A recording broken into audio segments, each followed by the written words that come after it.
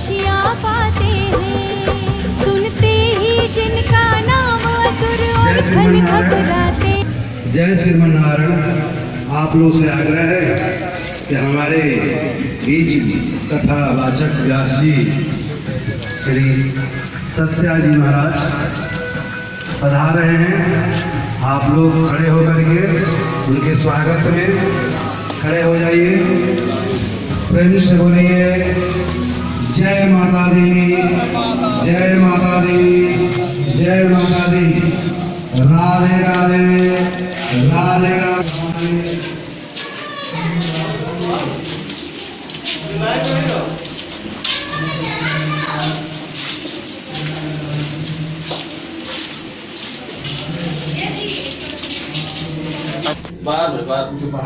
पंडित जी बोलो, बोलो महाराज जी को बुला के लाओ। ओम केशवाय नमः, ओम नारायणाय नमः।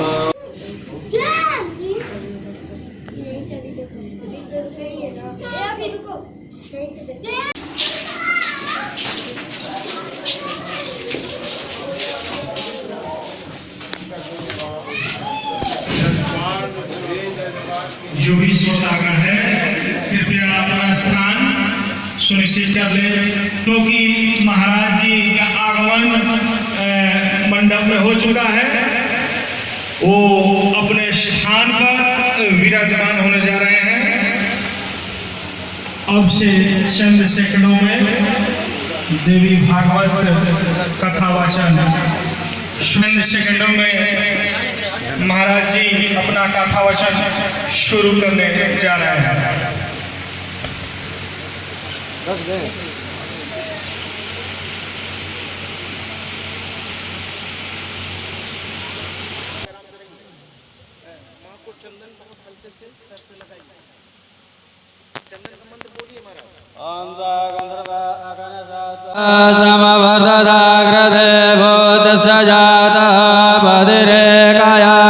मैं अपनी माँ का आवाहन करना चाहता हूँ।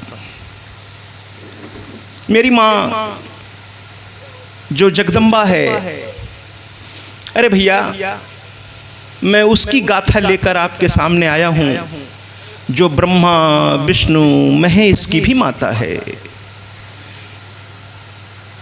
कहते हैं देवी भागवत के बारे में कि श्रीमद् देवी भागवतम नाम पुराणम परमोत्तमम त्रैलोक्य जननी साक्षात गीयते यत्र शाश्वती। मैं इस पे आऊँगा। अब तो 9 दिन हमारी आपकी मुलाकात होनी है। मैं एक एक बातों पर धीरे धीरे आऊँगा, लेकिन सबसे पहले मैं अपनी उस माँ को प्रणाम करूँगा। और मैं बड़े गर्व से कहता हूँ कि मैं उसकी कथा लेकर आया हूँ। एकमात्र ऐसी देव हैं, 2 देव ऐसे हैं, 33 कोटि देवता हमारे सनातन धर्म में हैं। अब जरा इसको स्पष्ट कर दूं मैं कि कोट का मतलब करोड़ नहीं है भैया। हम लोग स्वयं से अपने पूर्वजों के दिए हुए इस अनमोल शब्दों को खुद सही ढंग से परिभाषित न करके स्वयं को हास्य का कारण बना लेते हैं। इसका पाश्चात्य वाले मजाक उड़ाते हैं कि आप लोगों के 33 करोड़ देवता हैं महाराज। अरे मैं ऐसे लोगों से कहना चाहता हूं कि आपकी बुद्धि को मेरा प्रणाम है। अरे पहले शब्द को समझिए। तो कोटि संस्कृत शब्द है और कोटि का मतलब करोड़ नहीं है महाराज, बिल्कुल नहीं है। कोटि का मतलब है सर्वश्रेष्ठ। हमारे सनातनी धर्म में 33 सर्वश्रेष्ठ देवता माने गए हैं। लेकिन उन सभी देवी देवताओं में मैं बड़े गर्व से कहता हूं कि सिर्फ एक ऐसा देव है जिसको आप सगुण रूप में भी देख सकते हैं और निर्गुण रूप में भी देख सकते हैं। मैं इसको और सरल करता हूं। सगुण माने साकार, जिसका रंग रूप आकार है। जैसे हम और आप सगुण रूप में हैं इस भौतिक शरीर में, यानी हमारी एक आकृति है। जब हमारा जिक्र होगा, जैसे सत्या जी, मेरी एक आकृति आपके दिलो दिमाग में आ जाएगी कि वो ऐसे दिखते थे। सगुण रूप का यही खासियत है कि उसकी एक आकृति होती है महाराज। बेटा आप मतलब है जिसका स्वरूप है महाराज, और निर्गुण का मतलब है जो निराकार है। तो अधिकतर देवता या तो निराकार हैं या साकार हैं, या तो निर्गुण हैं या सगुण हैं। लेकिन एकमात्र दो देव ऐसे हैं जो सगुण रूप में भी हैं, यानी साकार रूप में भी आप उनके दर्शन कर सकते हैं। और बहुत गर्व से सीना ठोक के कहता हूं कि मेरी माँ का आप सगुण रूप भी देख सकते हैं और निर्गुण रूप भी देख सकते हैं। जबकि गीता में भगवान कृष्ण ने कहा है कि निर्गुण स्वरूप देखा ही नहीं जा सकता, वो अनंत है, निराकार है। लेकिन मैं कह रहा हूं कि दो देव ऐसे हैं। आपने कह दिया सगुण रूप, निर्गुण रूप, ये बड़े कठिन कठिन शब्द आप हमारी ओर फेंक रहे हैं। तो स्वाभाविक है आप सोचेंगे कि महाराज जी अपनी विद्वता दिखा रहे हैं। नहीं भैया, मैं विद्वान तो हूँ ही नहीं, मैं अपने को विद्वान मानता ही नहीं। मैं तो कहता हूँ मेरे सामने जितने भी लोग बैठे हैं वो हमसे किसी न किसी रूप में हमसे श्रेष्ठ हैं। कोई उम्र में मुझसे श्रेष्ठ होगा, कोई आचरण में भी मुझसे श्रेष्ठ हो सकता है, कोई ज्ञान में भी मुझसे श्रेष्ठ हो सकता है, हो सकता है, हो सकता है। तो मैं सबको प्रणाम करता हूँ। मैं कुछ सिखाने नहीं आया महाराज, वो मेरी क्षमता भी नहीं है। मैं तो माँ का एक भक्त हूँ। मैं 32 साल शिक्षा क्षेत्र से जुड़ा रहा। मैं इंटर में लेक्चरर था हिंदी और संस्कृत का। मैं यूं ही इस पे नहीं बैठा हूँ। अश्विनी जी मेरे बारे में जानते हैं। उसके बाद मैं प्रिंसिपल बना, फिर मैं डायरेक्टर पद तक गया। उसके बाद मेरी पत्नी के देहांत के बाद 19 फरवरी 2019 को, उसमें मैं बाद में भी आऊँगा, अभी क्योंकि कथा को प्रारंभ करना है, अभी प्रस्तावना। तो सबसे पहले माँ को प्रणाम करते हैं। और ये निराकार भी हैं, साकार भी हैं। साकार मंदिरों में कि मैं आया तो वहाँ पर देखा माँ का बड़ा सुंदर स्वरूप। मैंने उस तस्वीर को डाला है कल के वीडियोस में। बहुत सुंदर स्वरूप, ऐसा लग रहा था कि एकदम मूर्ति बोल पड़ेगी। बहुत सुंदर लगा मुझे। मैं तो माँ के हर रूप का दीवाना हूँ, मैं तो माँ के हर रूप का दीवाना हूँ। तो वो तो हुआ उनका साकार। अब आप कहेंगे निराकार क्या है महाराज? क्योंकि तो आपने तो पेश में डाल दिया, कहा आप कह रहे हैं इनको निराकार भी आप हमको दिखा सकते हैं। दिखा सकता हूँ महाराज। तीसरे दिन, इस कथा के तीसरे दिन बहुत बड़ा उत्सव हम लोग करेंगे, जिसमें माँ के प्राकट उत्सव। मेरी माँ प्रकट होती है, जन्म नहीं होता भागवत में। लेकिन देवी भागवत में जन्मोत्सव का सवाल ही नहीं है, प्राकट्योत्सव होगा हमारे यहाँ। हमारी माँ तो अलग अलग परिस्थिति में प्रकट हुई है, उसका जन्म हुआ ही नहीं है, जिसके बारे में 4 मुख से ब्रह्मा जी कुछ नहीं बता पा रहे, 5 मुख से महादेव नहीं वर्णन कर पा रहे हैं महाराज। भगवान विष्णु, अभी वो आएगी बात, जो स्वयं कह बैठे कि आप मेरी माँ हैं, उनके बारे में मैं नाचीज क्या बता पाऊंगा। तो जब महिषासुर मर्दिनी का प्राकट्य हम लोग मनाएंगे तो देखिएगा यहाँ कंप्यूटराइज पूरी बिजलियाँ कड़केंगी, बहुत घनघोर आवाज़ होगी। और जब माँ प्रकट हुई है तो सबसे पहले वो एक तेज स्वरूप में प्रकट हुई है। इतनी तेज रोशनी थी वो, इतनी तेज रोशनी थी कि उसके सामने ब्रह्मा विष्णु महेश भी अपने आप, मतलब उनकी आंखें वहाँ टिक नहीं रही थी। और मैं उन लोगों को पुनः प्रणाम करता हूँ जो कहते हैं भैया इन पे माता आती हैं। माता वाता नहीं आती है महाराज, उनका इलाज कराइए। ये मनोवैज्ञानिक एक बीमारी है ना। भगवान कृष्ण कहते हैं अर्जुन से गीता में कि तुम मुझे इस भौतिक आंख से नहीं देख सकते। तो जिस देव को इतना उसका तेज है कि हम इस आंख से, तो कहे अर्जुन कैसे देखूं, कहे ये आंख से नहीं देख पाओगे, तुमको दिव्य दृष्टि मुझे देनी पड़ेगी। तो जिस भगवान में इतना तेज है, करोड़ों सूर्य का तेज भी कोटिक चंद्र दिवाकर, आरती में रोज गाते होंगे माँ की आरती में, कोटिक चंद्र दिवाकर समराजत ज्योति। आरती को ध्यान से पढ़िए ना, कोटिक चंद्र, करोड़ों चंद्र और सूर्य मिलकर के भी जितनी रोशनी नहीं, उससे भी कहीं ज्यादा रोशनी मेरी माँ के चेहरे पर विराजमान है। ताली बजाइए ना एक बार मेरी माँ के लिए, जो आदि अनादि अनामय अविचल अविनाशी अमल अनंत अगोचर अज आनंद राशि, ऐसी मेरी माँ। इसीलिए तो हम बड़े गर्व से कहते हैं, बड़े गर्व से कहते हैं। ऑडियो वाले कहाँ चले गए? हाँ प्लीज, बड़े गर्व से एक गीत। और आप कहेंगे साहब संगीत वाले तो हैं नहीं। मैंने कहा ना कि मैं थोड़ा प्रिंसिपल पद पर रहा हूँ, मेरे काम का तरीका बहुत हाईटेक है। संगीत भी आपको मिलेगा लेकिन सब कुछ कंप्यूटराइज है, वो सब ये इंजीनियर्स के माध्यम से आप तक पहुँचेगा और बहुत हाई लेवल पर पहुँचेगा। तो आइए एक दो लाइन कि हम किसकी कथा लेकर आए, हम कथा सुनाते हैं। मैं आदि भवानी माँ दुर्गा की कथा सुनाता हूँ, पावन कथा सुनाता हूँ। मैं जन कल्याणी जग जननी की महिमा, दोष सब मिट जाएंगे, मिट जाएगा भय। विघ्न विनाशक पीड़ा नाशक है दुर्गा माँ। मोक्षदायिनी माँ, जय मोक्षदायिनी माँ, जय कष्टहारिणी माँ।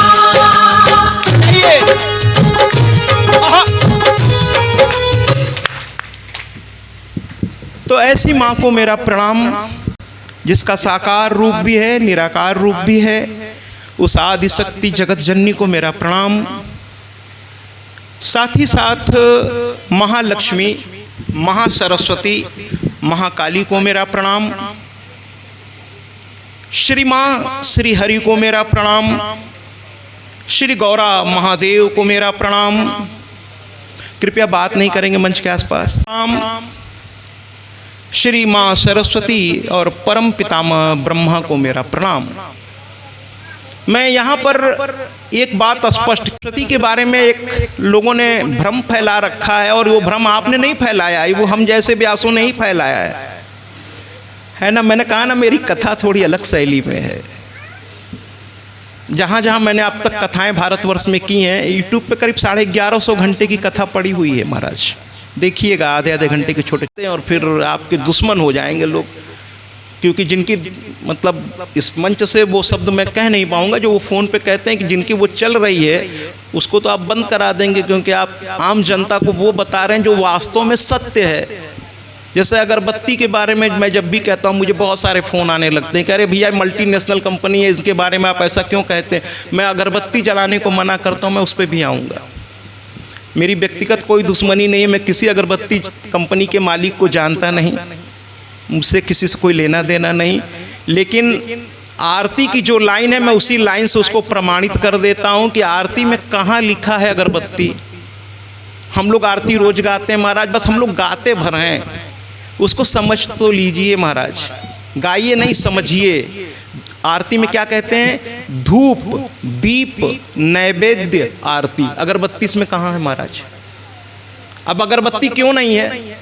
अगरबत्ती के अंदर बांस की लकड़ी होती है महाराज, बांस की लकड़ी, और बांस की लकड़ी जलाने से पितृ दोष लगता है। और फिर आप कहते हैं हमारे घर में बड़ी दिक्कत है महाराज, आपस में ही नहीं बन रही है, ये हो रहा है वो हो रहा है, परिवार टूट रहा है। अरे हम छोटी छोटी अनजाने अनजाने में ऐसी गलतियां करते हैं जिसका दोष हमें लगता है। बांस कभी, हम लोग सनातनी लोग हैं, बहुत सी चीज़ें सूर्यास्त के बाद नहीं करनी चाहिए। हमारे यहाँ सारी शास्त्रीय पद्धति सूर्योदय से सूर्यास्त के बीच के, सूर्यास्त के बाद हमारे यहाँ अगर किसी की मृत्यु हो जाए तो अंतिम संस्कार वर्जित है महाराज, जब तक सूर्योदय न हो जाए। लेकिन आजकल आधुनिक ज़माने में लोग कहते हैं निपटाओ, रात में ही निपटा दो, अंतिम संस्कार नहीं होता है। और सच पूछिए, फिर अब एक शब्द कहूँगा आपके अंतर मन को, अगर आप ध्यान से कथा सुन रहे हैं तो फिर खलबली मचेगी कि विवाह जो ये रात्रि में हो रहा है, हमारे यहाँ नहीं हुआ करते थे रात में विवाह। ये जब मुगल शासक आए हमारी बहू बेटियों पर उनकी निगाह पड़ने लगी, तो हमारे हिंदू लोग उस समय बहुत सताए जा रहे थे, सनातनी लोग, तो वो छुप के अपनी बहू बेटियों की इज्जत को बचाने के लिए रात में छुप के शादी प्रथा उन्होंने शुरू की, और उसको हम लोगों ने परंपरा बना लिया महाराज। जैसे एक बार एक बहू घर में उतरी शादी होने के बाद, और जैसे ही वो दरवाजे पर अभी पति के साथ पहला प्रवेश कर रही थी, सारी औरतें थाल लेके खड़ी थी बहू के स्वागत में, अचानक एक बिल्ली आई और पता नहीं क्या घटना घटी और वो मर गई। तो सास ने देखा कि अरे तो बड़ा अनर्थ हो जाएगा, और सामने बहू, अब गाड़ी उसकी आ चुकी है, वो उतरने वाली है। सास समझदार थी, उसने तुरंत एक बड़ी सी डलिया ली और उसको ढक दिया बिल्ली को, कहा इसको बाद में देखेंगे, पहले बहू का स्वागत कर लेते हैं। और फिर उसने बहू का स्वागत किया। अब ये घटना बहू ने देख लिया। बहू को ये लगा कि जब भी कोई बहू आवे तो पहले बिल्ली मार के इसको ढक देना चाहिए और उसके बाद बहू का स्वागत करना चाहिए। ये गलत परंपरा उसके दिमाग में। उसी तरह बहुत सी गलत परंपराएं हम लोगों ने अपना ली है। हमारे यहाँ दिन में आप देखिए जितनी बड़े लोगों की शादियाँ होती है, क्या उनके पास पंडितों की, शास्त्र जानने वालों की कमी नहीं है? वो दिन का मुहूर्त निकालते हैं। चाहे आप अंबानी के यहाँ की शादी देख लीजिए, उनके यहाँ दिन में शादी होती, रात में नहीं होती महाराज। तो चलिए, इस तो चर्चाएं भी बहुत होती रहेंगी। अभी प्रणाम, तो माँ सरस्वती को प्रणाम करने से पहले मैं आपको बता दूं कि ये ब्रह्मा की पुत्री नहीं थी। कृपया ये जो आप लोग कहते हैं ना, अरे कान पे हाथ लगाइए महाराज, क्षमा मांगिए। आप ब्रह्मदेव को आप ऐसा लांछन लगाते हैं साहब कथाओं के माध्यम से कि इन्होंने जन्म दिया और फिर उन्हीं से विवाह। अरे कोई पिता ऐसा करेगा क्या महाराज? हाँ, संसार इसको स्वीकार करेगा क्या? आप ऐसा क्यों कहते हैं? मत कहिए। सरस्वती को उत्पन्न किया ही नहीं, रचना की नहीं। ये कथा आएगी देवी भागवत, हर चीज़ में प्रमाण के साथ। मैंने कहा ना, मैं बिना प्रमाण के कुछ नहीं बोलूँगा। जो बोलूँगा सामने अपने मन से मैं बोल भी। माँ सरस्वती मिली थी, लेकिन किससे मिली थी? मेरी माँ के द्वारा। अभी मैं उस पर भी आऊँगा। फिलहाल मैं उनको प्रणाम करता हूँ। सची माँ और इंद्रदेव को मैं प्रणाम करता हूँ। समस्त देवी देवताओं को मैं प्रणाम करता हूँ। कहते ना, कहीं राम देखा, राम कथा में राम की मर्यादा है, कृष्ण कथा में कर्म योगी की मर्यादा है, लेकिन मेरी माँ की कथा में, अरे महाराज, मेरी माँ तो वो है जिसके बिना राम और कृष्ण का भी काम नहीं चला था। वो है मेरी माँ। जरूर तालियों से स्वागत किया, आनंद लीजिए। ये मेरी माँ का दरबार है, किसी का नहीं। और माँ के हम सभी बच्चे हैं, सबको बराबर का अधिकार है। खूब आनंद लीजिए। आज से आनंद की वर्षा होगी इस पंडाल में। जो घर बैठे हैं मैं उनको निमंत्रित करता हूँ कि रोज रोज अवसर नहीं आएगा महाराज। 9 दिन में कथा समाप्त हो जाएगी। और मैं इस सिंह परिवार को, आदरणीय अशोक सिंह जी जो इस परिवार के मुखिया हैं, अश्वनी जी और इनके समस्त भाइयों को, सभी भाइयों को मैं बधाई देता हूं कि आपने अपने प्रयास के द्वारा इस क्षेत्र को एक अनमोल उपहार दिया है। मैं इस क्षेत्रवासियों के तरफ से इस सिंह परिवार को मैं बार बार बधाई देता हूं। तो ये कथा बड़ी अनमोल है। और अब मैं यहाँ के वास्तु देवी देवता को प्रणाम करने, कृष्ण की कथा में राधा, लेकिन मेरी मैया की कथा में यहाँ न जाने कितने देवी देवता अदृश्य रूप में आकर विराजमान हो गए हैं। उनके स्वागत में एक बार तालियां बजाइए। अब आप कहेंगे देवता क्यों आएंगे महाराज कथा सुनने? क्योंकि स्वर्ग में कथा नहीं मिलती महाराज। अगर स्वर्ग में कथा मिलती होती तो पुराणों में चर्चा होती कि सूत जी महाराज स्वर्ग गए थे कथा सुनाने। अगर वो स्वर्ग चले जाते महाराज तो कथा क्या सुनाते, वो स्वयं स्वर्गवासी हो जाते। ठीक है कि नहीं? तो स्वर्ग में कथाएं नहीं होती, इसलिए देवताओं को भी इस कथा का अमृत पान करने के लिए स्वर्ग छोड़कर इस पृथ्वी पर आना पड़ता है। कथा को कहने से पहले, मैं उस माँ तक जाने से पहले जरा मैं सामने बैठी माँओं को प्रणाम करना चाहता हूँ। क्योंकि अगर मैं उस माँ को याद करूँगा तो वो माँ नहीं आएगी। मैं बच्चों को, चूँकि मैं शिक्षक रहा हूँ, मैं बार बार इसलिए ये शब्द कह रहा हूँ कि अपने बच्चों को ले आइएगा। जो अभी युवा हो रहे हैं उनको ज़्यादा ज़रूरत है इस कथा की। कथा केवल राजा रानी की कहानी नहीं है महाराज, ये कथा सांकेतिक है जो हमारे बच्चों के चरित्र का निर्माण। लोग कहते हैं कथा में क्यों जाना चाहिए, कथा क्या है? कथा एक कथा नहीं है, कथा हमें ये बताती है कि हमारे जीवन में हमें क्या करना चाहिए, क्या अच्छा किया उस व्यक्ति ने कि उसके साथ अच्छा हुआ, और क्या गलत किया जिसके चलते उसके साथ गलत हुआ। कथा हमें सही और गलत की पहचान बताती है, इसलिए कथा जरूर सुनना चाहिए। और मैं उनसे कहूंगा कि अगर आपके घर की माँ बाप अगर वो प्रसन्न नहीं है आप पर, तो आप विंध्याचल चले जाइए महाराज, मैहर भी चले जाइए, वैष्णो देवी की टिकट मैं कटा दूंगा, वहाँ भी चले जाइए। वहाँ आप जाइए, पैसे के बल पे चले जाइए, हवाई जहाज से चले जाइए, पुरोहित को भी पैसा दे दीजिए, पैसा आपके पास बहुत है उसको भी दे दीजिए पुरोहित को, और वो सीधे ले जाएगा और आपको सीधे विंध्याचल में माँ के सामने खड़ा कर देगा। पैसे में तो बड़ी आजकल कलयुग में ताकत है महाराज, लेकिन विश्वास कीजिए वो ला करके माँ के सामने आपको पैसे के बल पे सारे लाइन खड़ा तो कर देगा, लेकिन ध्यान रखिएगा वहाँ माँ के दर्शन आपको नहीं होंगे, नहीं होंगे। लिखवा लीजिए मुझसे, अगर आपके घर की माँ आपसे प्रसन्न नहीं है तो वहाँ की माँ आप पर प्रसन्न हो ही नहीं सकती महाराज। कहेगी पहले अपने माँ बाप को अगर तुमने सम्मान नहीं दिया, जिसने तुम्हें जन्म नहीं दिया तुम उसके नहीं हुए, तो तुम मेरे क्या होगे महाराज, मेरे क्या हो। तो जिस घर में माँ बाप का सम्मान, जिस घर में बड़े बूढ़ों को बच्चे चुप करा देंगे, जिस घर के बड़े चुप होना जिस दिन से सीख जाएंगे, उस घर के विनाश को तो भगवान भी नहीं रोक पाएगा। बड़े बूढ़ों को बोलने का अधिकार दीजिए महाराज, वो आपके प्रतिष्ठा के पहरेदार हैं, उनको घर में सबसे ऊपर स्थान दीजिए। रसोई का पहला थाली भगवान के बाद अगर किसी के पास जानी चाहिए तो आपके बड़े बूढ़ों के पास जाना चाहिए, उसके बाद ही आप खाइए महाराज, उसके बाद आप अपने मुंह में निवाला डालिए। जिस घर में बड़े बूढ़ों का सम्मान होता है उस घर में देवी देवता तो स्वयं चल कर आते हैं, उसके लिए मैहर और विंध्याचल जाने की जरूरत नहीं पड़ेगी आपको। मैं आपको आह्वान करता हूं कि सबसे पहले अपनी मां को, अपने पिता को प्रसन्न कीजिए, हर पल उनके चेहरे पर। मैं इन पांचों भाइयों को, और सबसे पहले मैं थोड़ा पक्षपात तो उसको नहीं कहूंगा, लेकिन मैं क्या करूं, मेरी भी गलती नहीं है महाराज। भगवान विष्णु ने जब नारद को कथा सुनाई तो बार बार वो कहते रहे, हे नारद, हे नारद। लोगों ने कहा नारद के अलावा भी कुछ लोग सुन रहे हैं, कहें मैं क्या करूं, नारद के कहने पे मैंने ये कथा प्रारंभ की। इसलिए अगर बीच बीच में मैं कहता रहूं अरे अश्वनी जी, हे अश्वनी जी, तो मुझे माफ़ करिएगा, क्योंकि हकीकत ये है कि सबसे पहले मुझसे अगर किसी ने संपर्क किया इस कथा के लिए तो वो आदरणीय अश्वनी जी थे, जिन्होंने कहा महाराज आपको आकर मेरे वृद्ध माता पिता को माँ की कथा सुनाने के लिए मैं आपको निमंत्रण, उनके समस्त भाइयों को मैं बधाई देता हूँ।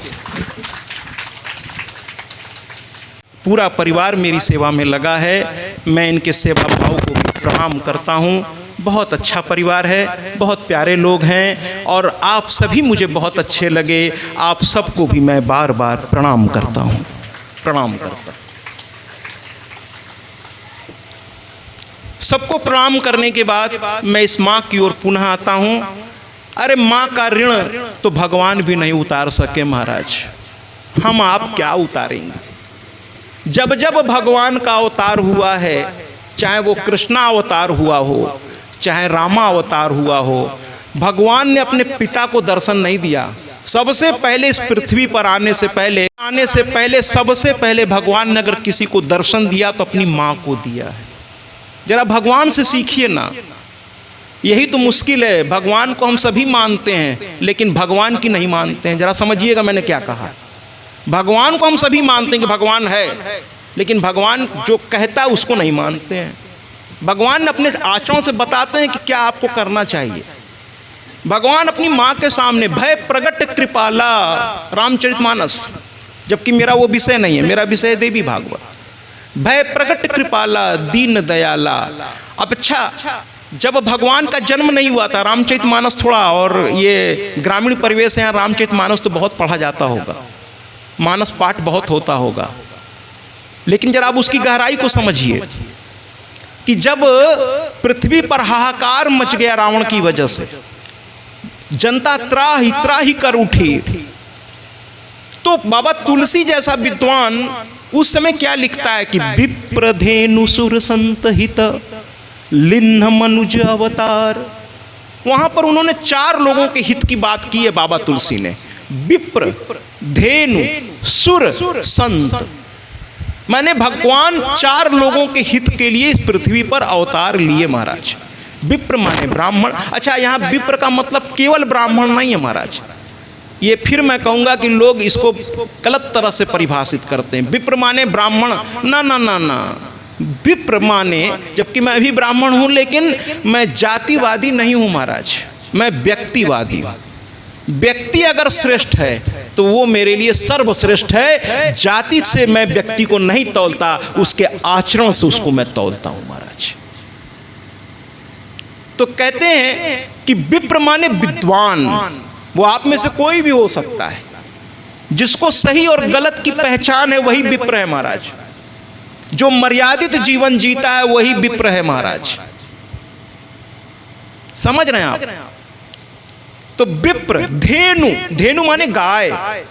गाय के लिए जब गाय को भी तकलीफ होती है भगवान भी हिल जाते हैं, क्योंकि गाय हमारे यहाँ सिर्फ एक कहते हैं ना, एक दुधारू पशु के रूप में नहीं है, वो हमारे लिए साक्षात मां स्वरूप है।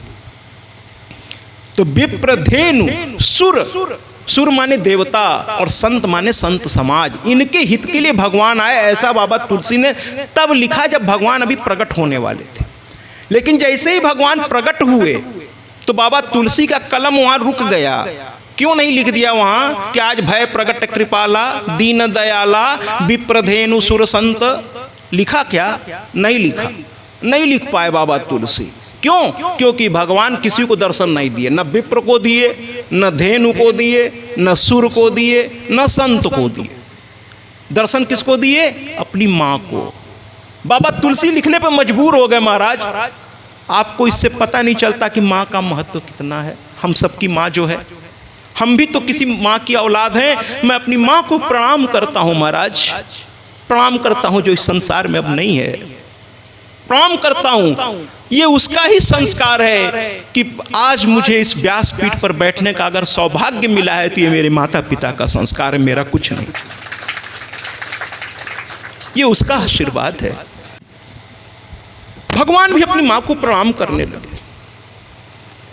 भय प्रगट कृपाला दीन दयाला, और कहते हैं कौशल्या, और किसी का नाम नहीं आया, कौशल्या हितकारी, हर्षित महतारी। मां हर्षित हो गई, देखा चतुर्भुज रूप में भगवान सामने, कहने लगी आप नारायण स्वयं। मां का गर्भ अभी संपूर्ण हो चुका था, गर्भ पीड़ा से वो कराह रही थी। इसका ऋण कैसे उतार सकते हैं हम आप, जिसने 9 महीने अपने पेट में रखकर अपने खून से हमें सींचकर जन्म दिया। अगर गर्भ में ही हम लोगों को मार देती तो हमारा आपका जन्म ही नहीं होता। सारे कष्ट सहकर भी हमें आपको पृथ्वी पर अगर कोई लाया है तो हम सबकी अपनी अपनी माँ है। उस माँ के लिए एक जोरदार तालियां हो जाए। और इस माँ के लिए मैं एक गीत जरूर बजाऊंगा। मैं तो निकला ही माँ के लिए हूँ, माँ की दुआओं से। आइए अपनी अपनी माँ को प्रणाम करें। अगर घर में हैं तो आज जा करके उनके चरणों पर लोट पोट हो जाइए। ऐसे तो आप रोज प्रणाम करते होंगे महाराज, आप स्वयं बहुत अच्छे लोग हैं, लेकिन आज मेरी ओर से प्रणाम कर लीजिएगा। सुनते हैं ना कि माँ की दुआओं से चले ये जमाना, माँ की दुआओं से ही चले ये जमाना। तालियों से